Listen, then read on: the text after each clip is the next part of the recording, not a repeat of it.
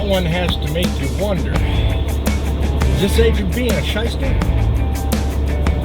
don't know, stick around, I'll fill you in. Welcome to another edition of Deviator on the Road. We're out and about today, talking about what really matters to truck drivers across the country. Stay tuned for more as we're talking about the freight market. It's going to be a great day, so stick around.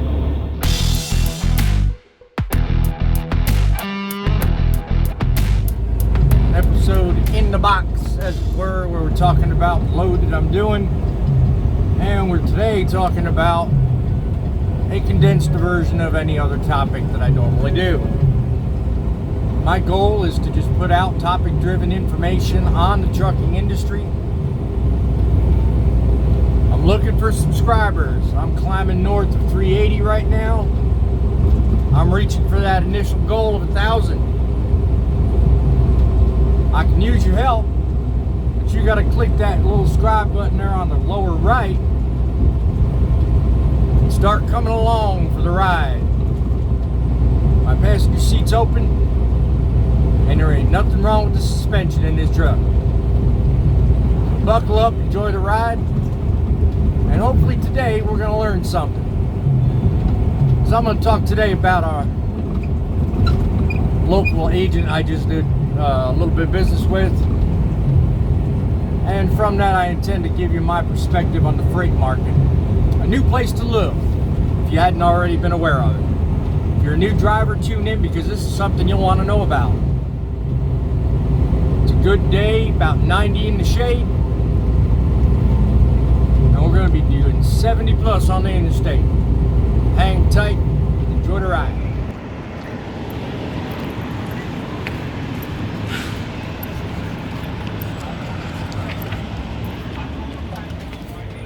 This can't please some people, I swear. What'd he do, get ugly? Huh? He got mouthy. He's demanding his trailer so he can get out of here. Glad I wasn't in here.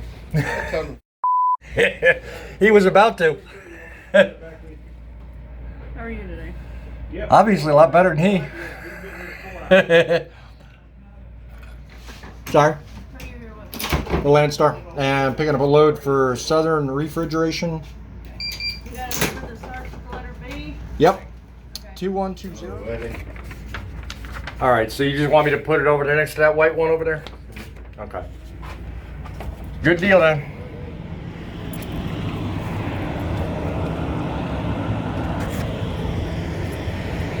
Well,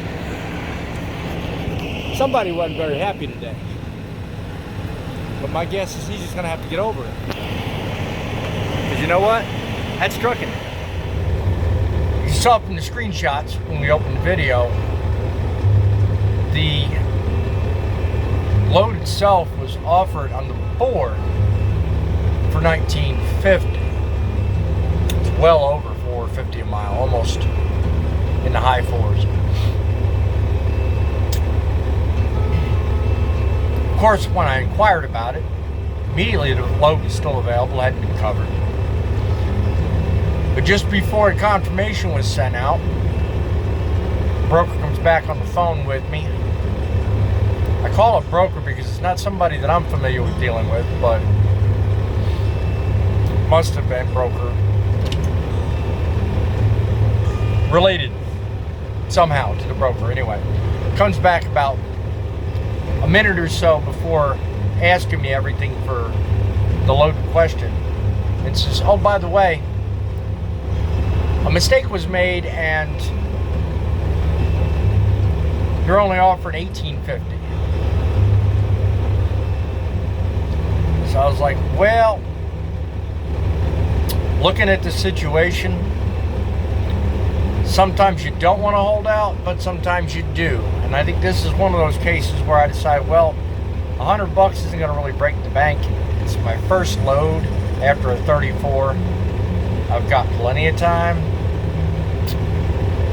I did let the broker know my opinion about taking money off. If you want to sell a load for X amount of dollars, you put it out there for X amount of dollars. Don't draw me in and then hit me with, oh, by the way, that's not the way to do things. In fact, that's the way to lose drivers. Wiggle room there to think about it, you know. I mean, any other time I'd be holding out for probably more money because of how the rates are going. But as we'll talk about later in this video, the market pretty much put on to me enough to say, relax. Take what you can get. Work with it. Stay tuned. Hopefully some point in time here, I've already been waiting almost 3.5 hours. Hopefully it won't be too long and I'll have my trailer ready. We'll be on the road rolling. So, keep your fingers crossed.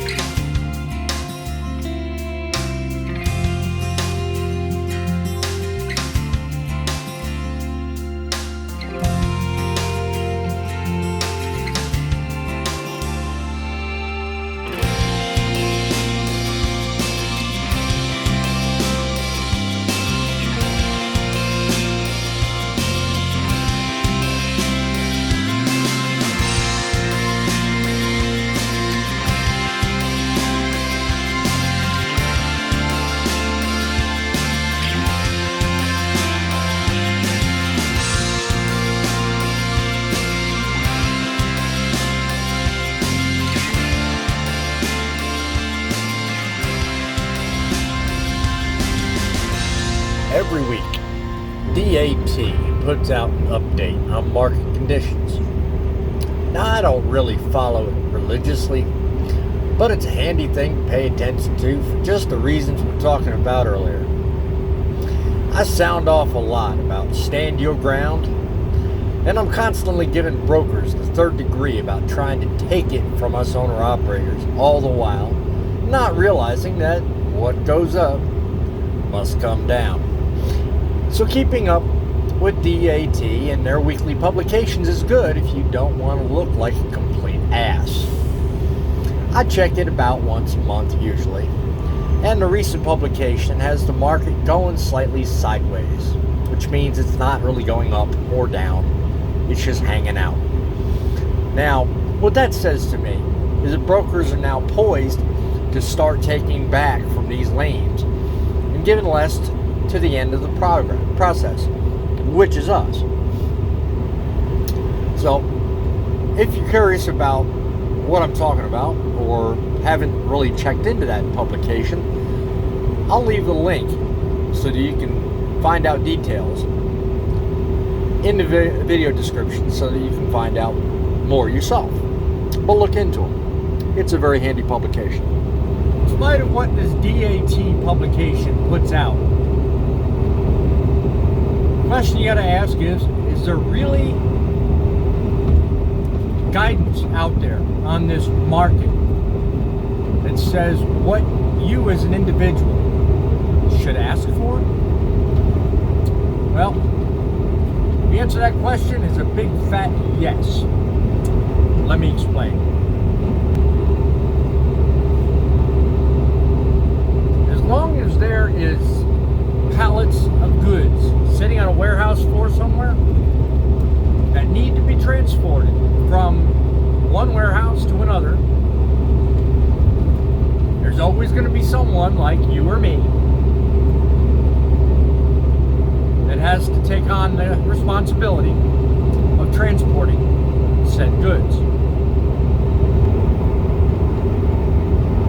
The art of this market that we're talking about, well, it's quite simply just you agreeing to do something for a certain price.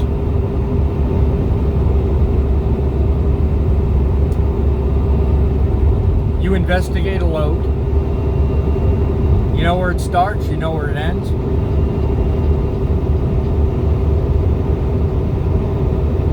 You talk terms with the agent or broker. You have the ability right then and there to do one of two things.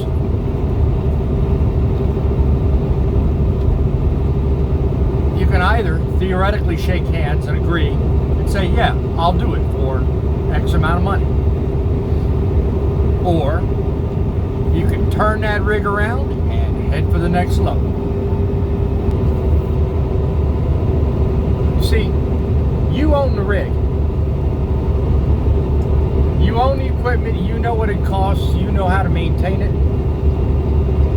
So you have the ability to control exactly what you do. You don't have to take that load for $1 per mile or $1.10 a mile or whatever it is. You have the control and ability to say no. Unlike drivers out there that are paid by the hour, or drivers that are paid by a company a certain number of cents per mile, they're pretty much dispatched and told where they gotta go. If you own the rig and you have a lease contract with a carrier similar to what I have, or you're truly independent and run on your own apps for several carriers, you have the ability to agree or not. So knowing that, you have the ability to set standards. Set standards for not only you, but for those that come after you. I believe the discussion about transparency needs to hit overdrive. I think it's about time. Now, I can only speak for LandStar drivers and the company itself, basically, on experiences with brokers. The majority of LandStar's setup is dealing with agents that work for LandStar, and they deal with brokers in a different capacity. But there are some occasions where I deal with brokers directly. And the majority of those times, if I have any problems, it's usually going to be with said brokers.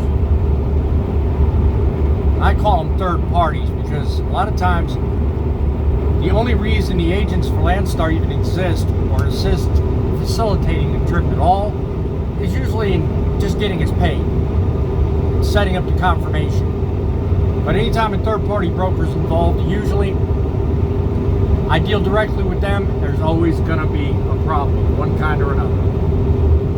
Now, I don't know the exact amount of money that these brokers, as a rule of thumb, hold on to. But I'm kind of like the average Joe, and I've heard stories about drivers getting raped. So where LandStar is concerned, I try to deal directly with the shipper when at all possible. I'll either deal with the agent that works for LandStar, or I'll deal with the shipper directly. I try never to deal with the brokers, because normally, if you're going to get raped, that's when it's going to happen. As soon as transparency hits. Because people are going to come to realize exactly what these brokers are doing. You know, I mean, it's just simple. What goes up must come down. And if all of a sudden you ferret out the bad ones and keep the good ones, you're going to get a, quote, market correction. And I honestly think that's what the market needs. There's no hidden machine there. There's nothing that says, well, you know what? Today's your day. You're going to do something for nothing. By forcing these freight brokers to disclose what they have in a load, in terms of what they keep, what they give, that will go a long way towards us as drivers and owner-operators being able to understand and have confidence in this alleged market. Savior, I just want what's fair. That's it. I think that's all that any of us drivers want at the end of the day. Let me know if you agree with that. Put some comments down in the comment section of this video. Let me know how you feel about it. What do you think about this push for transparency? Do you think it'll help? Or do you think it'll further aggravate the situation? We've got about 2 hours before shutdown. Making a rather late morning delivery, I guess. Maybe early afternoon. Anyway, tomorrow's another day. Whether you're talking about dollar a mile loads, or whether you're talking about high dollar loads, hauling big equipment, it don't matter what you got out there. There's a load board out there for everyone, and there's loads out there for shit, more than enough of us. We got to keep these guys accountable. Running a truck ain't easy. But I, for one, ain't going to make it more complicated by giving the brokers every chance they can to take home more than we do. Well, it goes without saying what my next statement's going to be. Guys, when you're on the road, think of others. Your kindness may help lighten the load. I hope and pray y'all make it safe where you're going. In the meantime, whatever you do, keep it between the lines, and we'll talk to you tomorrow. This is Deviator reminding you, in your pursuit,